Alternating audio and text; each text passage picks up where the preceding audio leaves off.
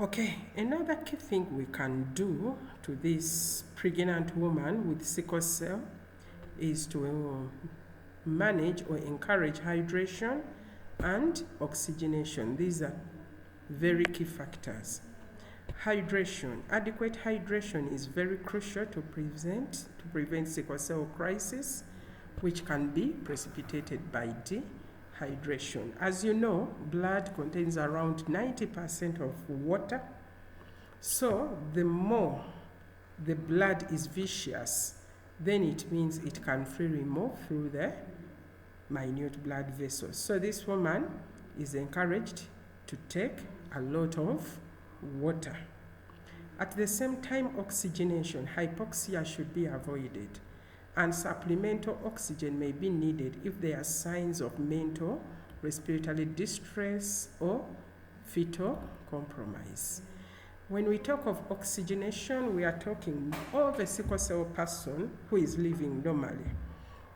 This person can be advised to prevent situations of hypoxia. For example, when somebody is a swimmer and is diving in water, there is that period when she's closing off the nose and mouth and not breathing at a certain period of time before this person dives out of water.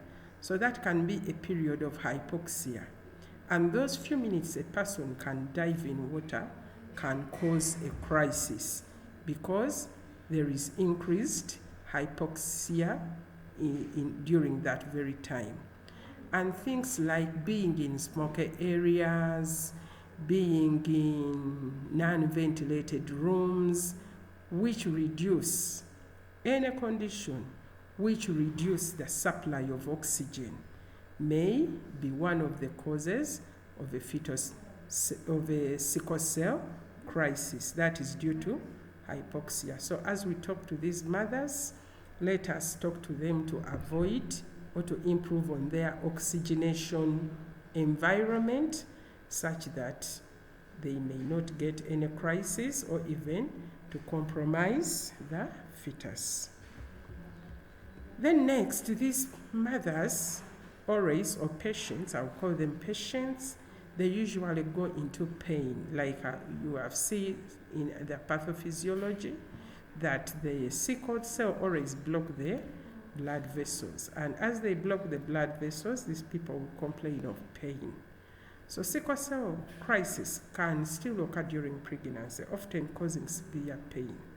So if the mother presents with pain, should be managed very well. For example, with acetaminophen, if she's complaining of mild pain.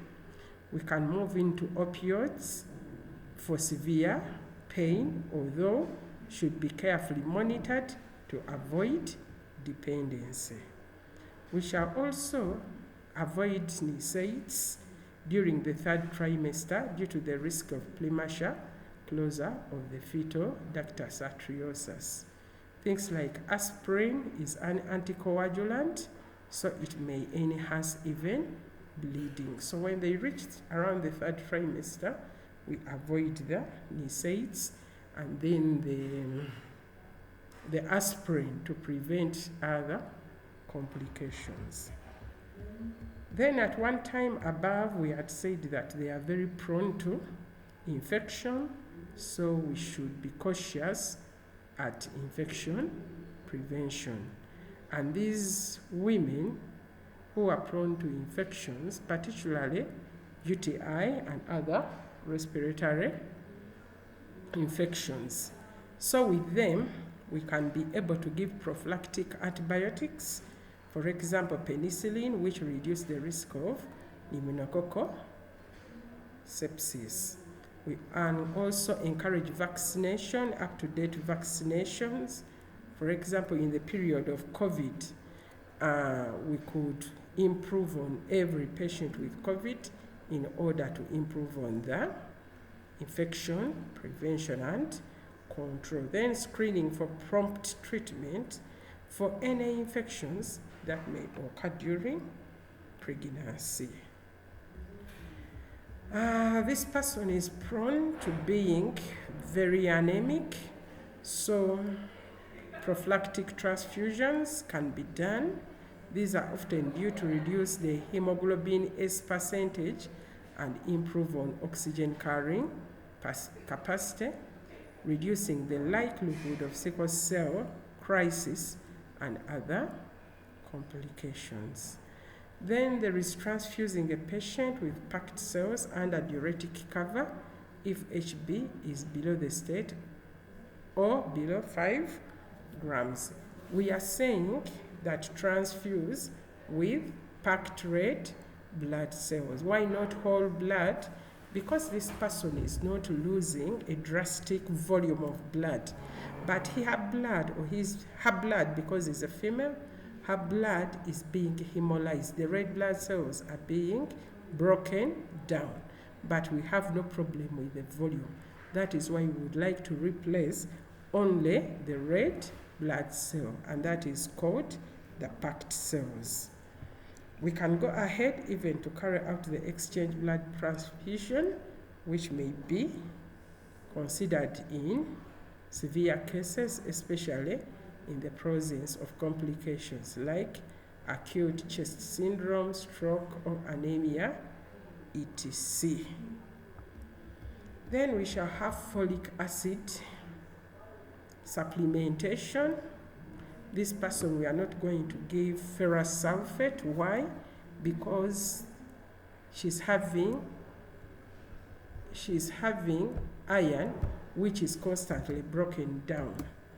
So for cell build-up, we shall use folic acid.